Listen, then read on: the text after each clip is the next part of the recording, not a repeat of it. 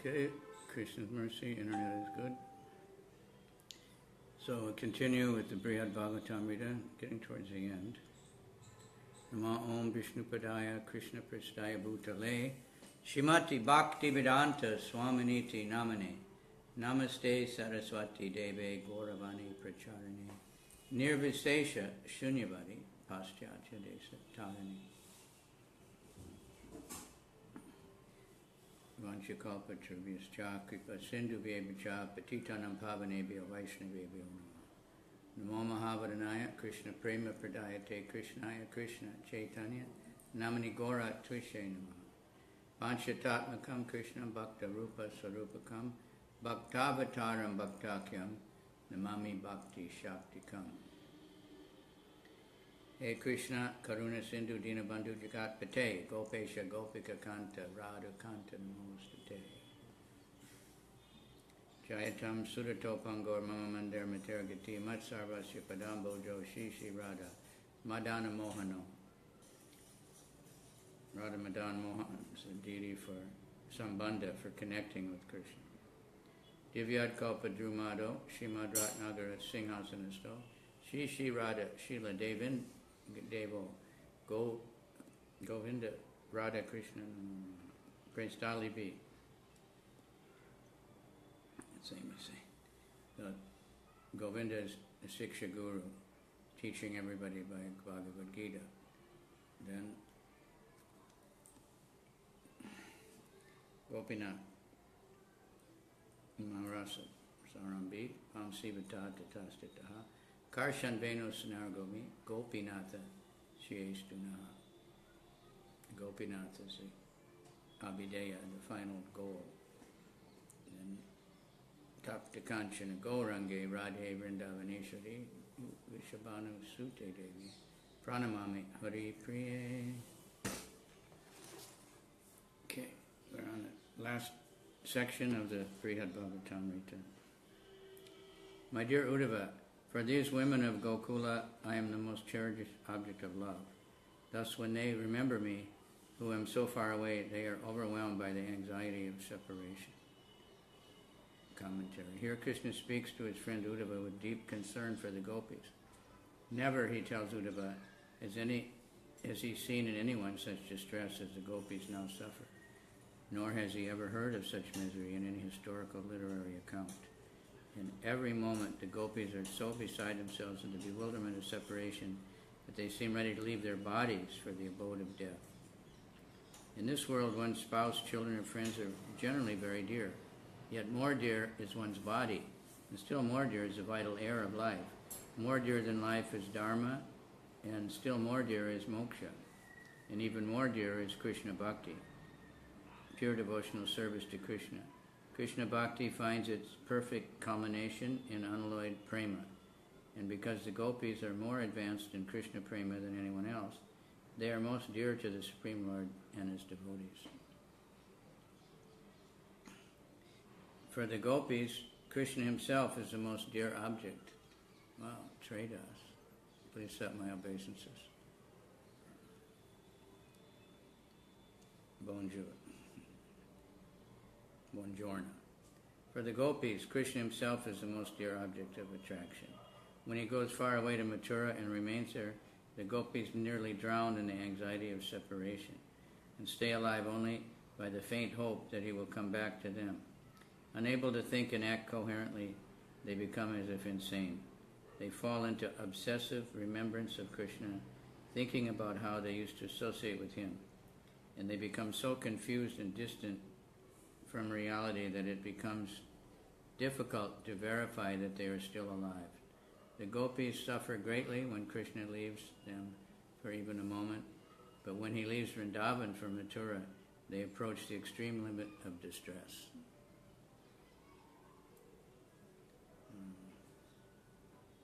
The Gopis, yet even though the greatness of their pain often overwhelms their minds, they cannot help but remember Krishna.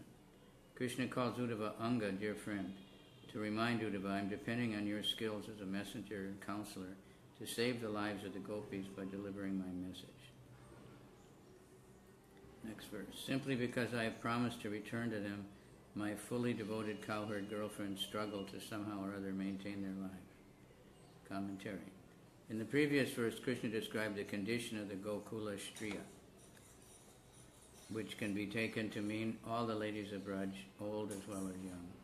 Now he focuses attention on the Braj Gopis, who are most dear to him, the young Gopis such as Sri Radhika. As improbable as it seems to Krishna, these dear Gopi girlfriends, including Chandravali, even though on the constant verge of death from the pain of separation, managed somehow to survive. Krishna is ashamed to confess that he intends to lie to the Gopis, yet he must explain the contents of the message he is asking Uddhava to carry. Uddhava must assure the Gopis that Krishna will come back to them very soon. This should save the Gopis from the grips of death, just as such a message saved them once before, when Akrura had taken Krishna and Balaram away from Gokula. At the time, Krishna sent a messenger with the promise that he would return after only a few days, and since the simple Gopis had full faith in Krishna's words, they found in this promise the strength to tolerate the disappointment of losing him. The anticipation of soon again enjoying the beauty of Krishna gave them solace. Aware of how daunting the task must appear, Krishna explains to Uddhava that the Gopis, headed by Sri Radhika, have dedicated themselves life and soul to him alone. Only by Krishna's special efforts to keep them alive do their souls stay in their bodies. The Gopis are burning in the fire of Viraha Bhav, but Krishna is still struggling to save them. As Krishna indicates by the word praya, most of the Gopis have somehow managed to survive. Some of them have already died, and others, sad to say, will also be lost. As the fire of separation grows in intensity, for the Gopis to stay alive becomes more difficult. In truth, only by the shelter of Krishna's personal power, provided secretly, are the Gopis surviving at all.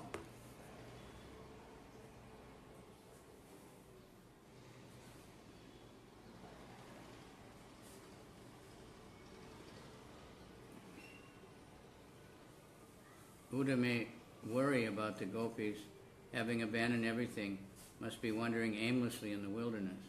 How then will be able to find them? Furthermore, since they have rejected all social ties, they must have become like mad women haunted by ghosts. How will they be able to reason with them? How will he be able to reason? Krishna assures Uddhava that even though the Gopis have for his sake abandoned Loka and Dharma, he watches over them and protects them. He continues to provide them with the same worldly and super-worldly benefits they have rejected. Thus, when Uddhava reaches Vrindavan, he will find the Gopis at home with their husbands and children and of sane mind. What's more, Krishna personally continues to provide even for the husbands and children the Gopis have mentally abandoned. There is no need to worry that the families of the Gopis might be uncared for, or that the community might have ostracized the husbands for having wives who have abandoned religious principles. Krishna is protecting the Gopis' families, and of course, he is protecting the Gopis themselves and their religious principles. Through his personal energies, Krishna provides for the needs of husbands and children. So what doubt can there be that he maintains the Gopis? He supplies all their worldly needs, Loka, maintains the integrity of their religious duties as women, Sri Dharma, and keeps them strongly engaged in their primary interest in highest Dharma, Nama Sankirtan.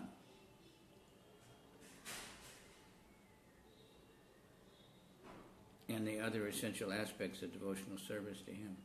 And so many times it's mentioning Nama Sankirtan, the Gopis singing songs about Krishna. So we have a special gift of Lord Chaitanya. We can just chant a simple mantra. And the more we spread that mantra, the more we'll get it. According to the rules of Sanskrit euphony, ye taktva may be read as elided from ye of atyaka.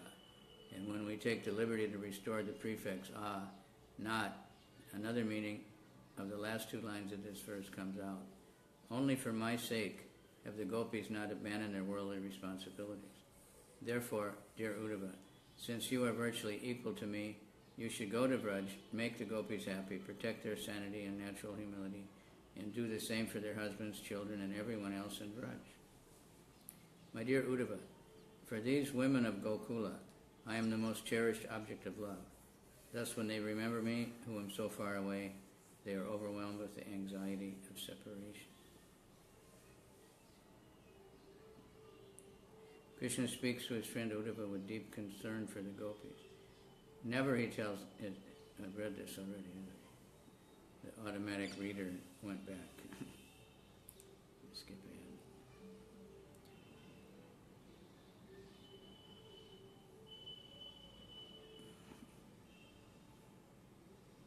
For devotees too pained by the account of the gopis' inner torment, the fourth verse of instruction to Uddhava can be interpreted in different ways.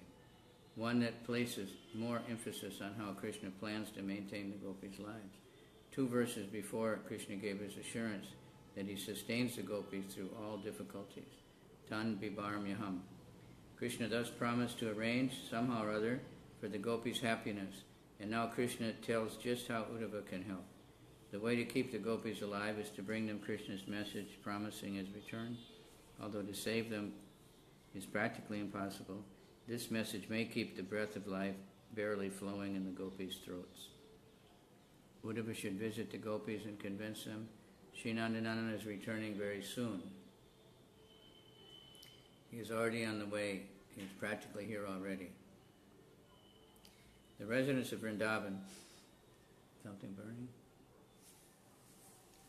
Headed by the gopis, are always completely attached to me with deepest love. Therefore, when my uncle Akrura brought my brother Balaram and me to the city of Mathura, the residents of Vrindavan suffered extreme mental distress and separation from me, and could not find any other source of happiness. Commentary.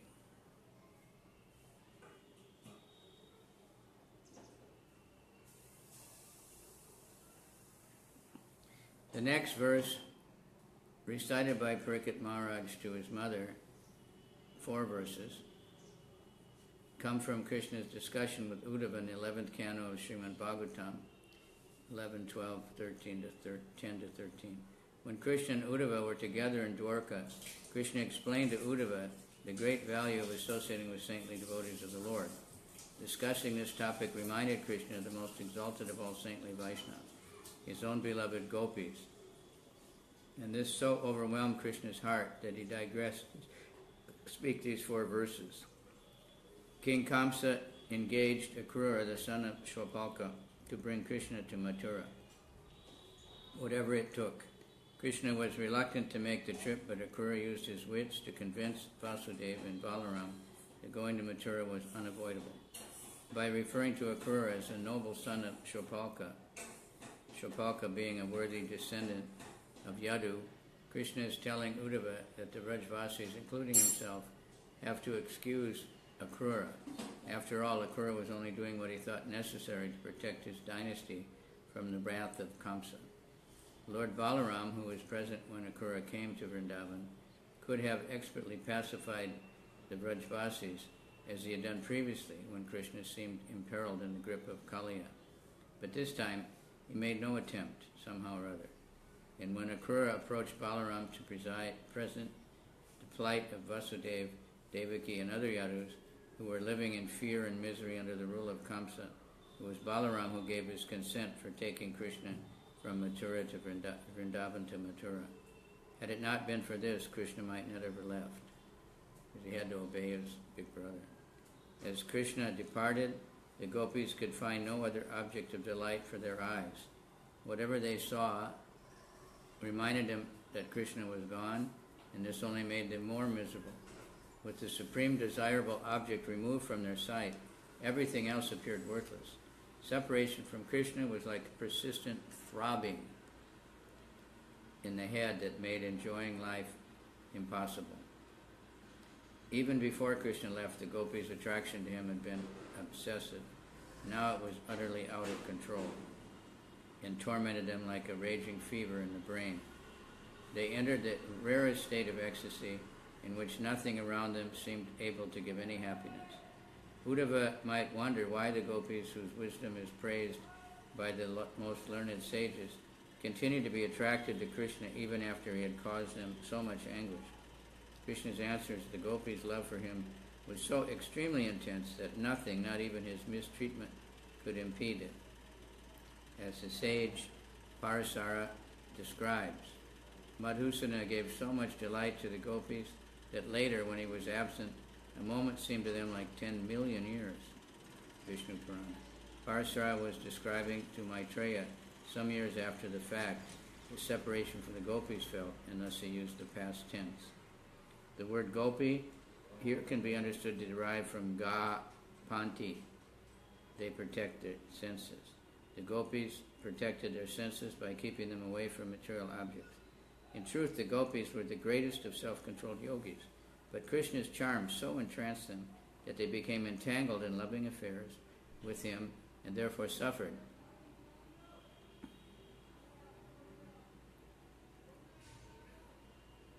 Madhusudana is the name of a particular bee, well known for his rapacious nature of greedily collecting honey from many lotus flowers. Yet another Madhusudana, known as Krishna, took from the gopis and ruined Sudayati all their honey, madhu, all their attractive, enjoyable qualities. He stole everything they had. Krishna here confesses to Uddhava that it is simply his nature to attract all kinds of people, exploit them for his own pleasure, enjoy them to his full, and then go away and leave them miserable.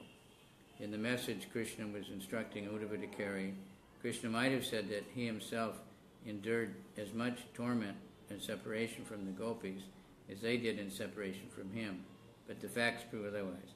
The gopis surrendered to Krishna with absolute dedication, as he himself will describe in the next two verses.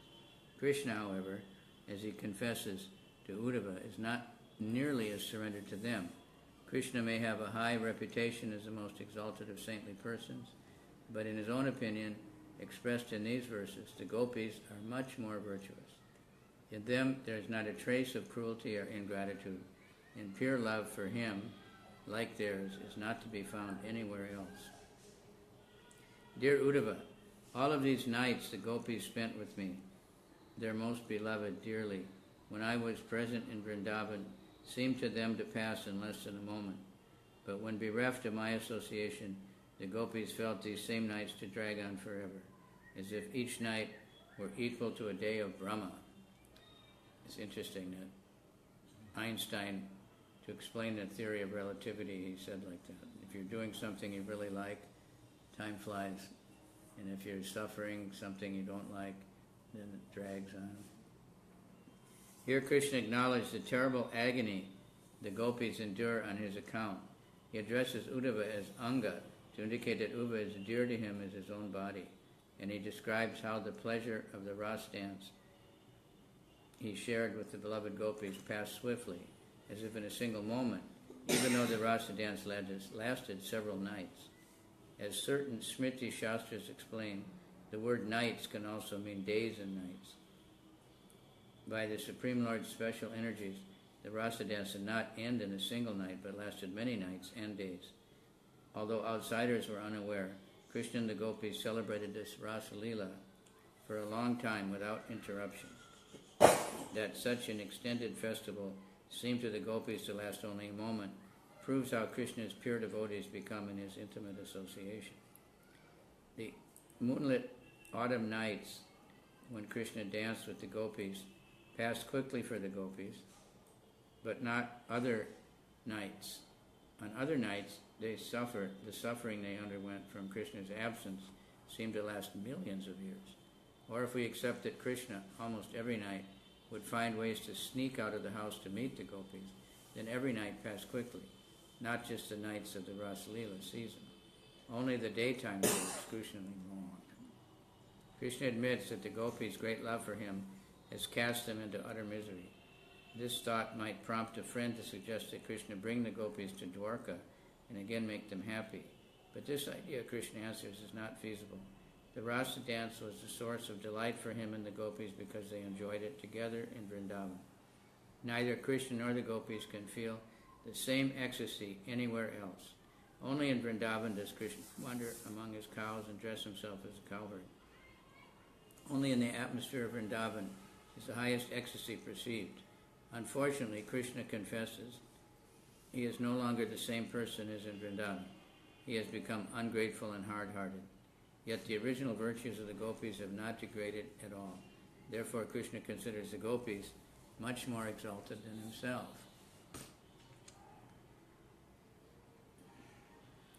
My dear Uddhava, just as the great sages in yoga trance merge in self-realization, like rivers merging into the ocean, and are thus unaware of material names and forms, the gopis of Vrindavan were so completely attached to me within their minds that they could not think of their own bodies, or of this world, or of their future lives. Their entire consciousness was simply bound up in me. Comment. The gopis are married women with husbands, children, and household responsibilities. How can they be considered superior or renounced?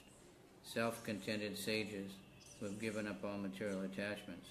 Here Krishna answers this doubt. After sages who follow the Ashtanga Yoga become advanced in the practice of yama, niyama, asana, pranayama, pratyahara, dhyana, and dharana, they realize the supreme truth as Lord Vishnu in their perfect trance, or samadhi.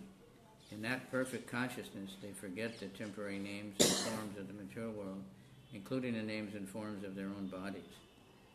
The gopis resemble such perfect sages, for the activity of the gopis' minds are all fixed on Krishna in a highly developed trance, achieved by virtue of their constant connection with Krishna, their natural relationship with him in pure love. Like sages adept in Ashtanga Yoga, the gopis have forgotten everything in this world, their husbands and children, their own bodies, the normal objects of self-centered attachment, their individual identities as proprietors and enjoyers of the material body, and all their hopes for success in this life and the next.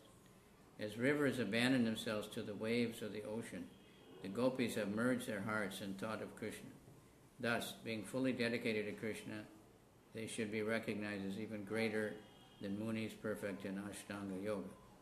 Even while standing in the midst of a blazing fire, the gopis are not burned. All their desires are fulfilled. Furthermore, simply by remaining always in Krishna consciousness, the gopis have gained the spiritual strength to easily turn away from everything material. Their hearts are irrevocably attracted to Krishna in all circumstances, whereas Munis have to struggle hard to progress through the successive methods of Ashtanga Yoga. The Munis must deeply concentrate to bring their minds under subjugation, and only after long endeavor can they possibly reach the goal, samadhi, in which they can forget material names and forms. The gopis are much greater because they easily achieve samadhi. But aren't self-centered sages like the four Kumaras considered the most advanced of saintly persons? In ordinary circles that opinion may prevail, but in truth the gopis are more saintly than self-contented sages. The gopis differ from the sages whose minds flow like rivers into the ocean of samadhi, oblivious of names and forms. Though the gopis forget everything material, including their own bodies, they never forget Krishna's names, forms, and qualities. The lives of the gopis are practical and real, full of variety and imbued with the spirit of devotion to Krishna. The gopis, fixing their intelligence completely on Krishna, never forget his names and forms. Thus they excel all Munis in easily realizing the highest limit of happiness and full love of Krishna. In the 9th canto, 9.4.64, Narayan tells Durvasa Muni, O best of the Brahmanas, without saintly persons for whom I am the only destination, I do not desire to enjoy my transcendental bliss or even the association of my consort, Shri, the goddess of fortune. In other words, the Supreme Lord is more attracted to his pure devotees than to the goddess Shri. Here a doubt may arise. The gopis of Vrindavan are also said to be goddesses of fortune.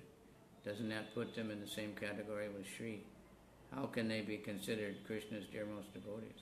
Krishna dispels this doubt here in his discussion with Uddhava in the 11th canto by disclosing a confidential aspect of the gopis' glory, an aspect that establishes the gopis beyond all doubt as the greatest of saints, and greater even than the goddess Shri. Earlier in the 10th canto, while giving Uddhava the message to convey to the gopis, Krishna glorified. But at that time, Krishna did not reveal that he himself was distressed by being separated from them. Had he done so, Uddhava would have told this to the gopis, and their condition would have only worsened. But now, in the 11th canto, Krishna wishes to refute the popular misconception that he is hard-hearted, and he wishes to satisfy Uddhava. So, revealing the greatness of his own ecstasy, he discloses his feelings for the gopis. In so doing, he describes how it is that the gopis are more saintly than everyone else. To understand the hidden meaning of what Krishna is saying here, we have to read the word avidan as present participle, being unaware, instead of past tense verb, were unaware. The rules of Sanskrit grammar allow this, as the participle avidam is a masculine form of the subjective case, and so it must refer to the speaker, Krishna himself. Avidam can therefore be translated as, if I am unaware. Krishna is being the subject of the previous verse, which includes the word maya, by me, further justifies such a reading. The sages, munaya, are another subject in that current verse, and thus, by extension, the participle can also refer to the sages. Krishna is saying then, sages are not really sages if in their samadhi they become like rivers flowing into the ocean and forget my names and forms. Because the activities of their senses completely stop, such forgetful sages become as if dead, for they are devoid of the living soul's defining quality of thought and unable to experience transcendental ecstasy. In this way, were I ever to forget my gopis, were I ever to fail to think of them constantly, I would no longer be Sri Krishna, personality of Godhead. Or understanding this idea in an even more radical way, then my life would come to an end, I would no longer exist. Krishna refrains from openly speaking this last thought because he wants to spare Uddhava the pain of hearing something so distasteful. Krishna, divulging why he feels the way he does, says to Uddhava, I am obliged to the gopis because their minds are constantly fixed on me, absolutely. The gopis always think exclusive of me, and their attraction to me is most sublime. Therefore, dear brother, for them I have the greatest love. I must confess to not having the same kind of love for anything or anyone else, not my parents, my brother, my queens, my children, not for my own transcendental body, not for my Vaikuntha abodes, not with all the paraphernalia and associates, nor my special abodes here in Dwarka and Mathura. All of them I could forget and still be myself, Sri Krishna, and not feel the pain as much as if I were able to forget the gopis of Braj. I am always thinking of the gopis with supreme love and attachment. In another verse found in Rupa Goswami's Padyavali, Uddhava tells the gopis, the path you women traverse who feel separation from Krishna, even great yogis cannot approach. You have realized the goal of meditation that others can hardly achieve. The Supreme Personality of Godhead, whose form is the most worthy object of meditation.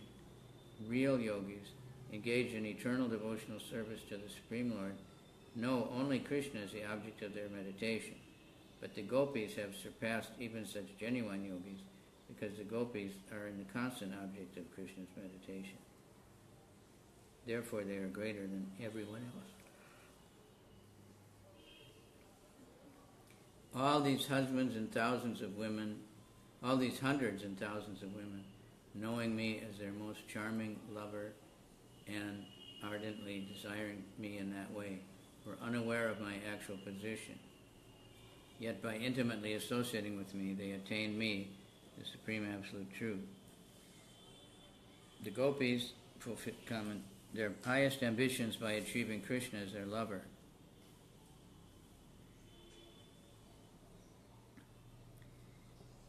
The cowherd women were so exalted that by personal contact with them, thousands of outcast women of Braj, Pulindis and other aborigines achieved the same rarest goal of life. The word abala, women, in this literal sense means not strong, indicating that the Aboriginal women lacked the assets of knowledge, good birth, good behavior, and devotion to God. They were ignorant of their own eternal identities as spirit souls. And because they had never come close enough to Nana Maharaj's village to see Krishna with their own eyes, they were also ignorant of Krishna's all-attractive beauty. Nonetheless, in the forest, the Aboriginal women of Braj accidentally came in contact with the grass and leaves, smeared with kumkum from the bodies of the Gopis, and in this way gained the transcendental association of the Gopis, and also became infected with the desire to have Krishna as their lover. Or if we presume that the Pulindas and other Aboriginal women, simply by being born in Krishna's holy Dham, must have known that they were eternal souls, their association with the Gopis, even though indirect, infused them with the sublime devotion to Krishna and made them forget whatever spiritual knowledge they had. They were also ignorant of who they were in another sense. Taking no heed of their own dirtiness and dingy complexions, they were helplessly impelled by Krishna by the conjugal attraction they contacted from the Gopis. The Pulindis and others may have been low-class tribal women, but they had the greatest fortune of being attracted to the supreme absolute truth, the darling son of Nanda Maharaj, and that attraction was extraordinary. They accepted him as the absolute master of their lives, and that too in a special mood that he was their unmarried lover. They had to keep their love for Krishna secret because as outcasts they had little hope of ever meeting him, and if they did chance to meet him, that contact would be considered altogether illicit.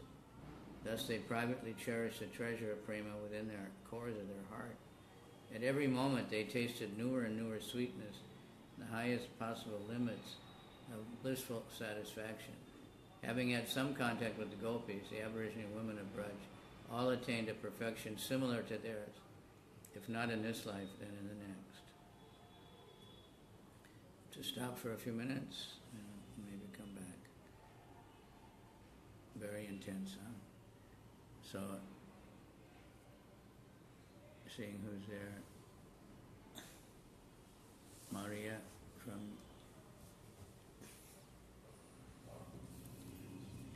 Bhaktadas, Lakshmi Tulsi. Jananivas, Haribol. Congratulations on so many beautiful children. You're doing very nicely.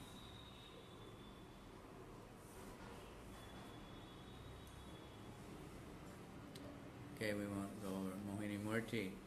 Konnichiwa. Haribol.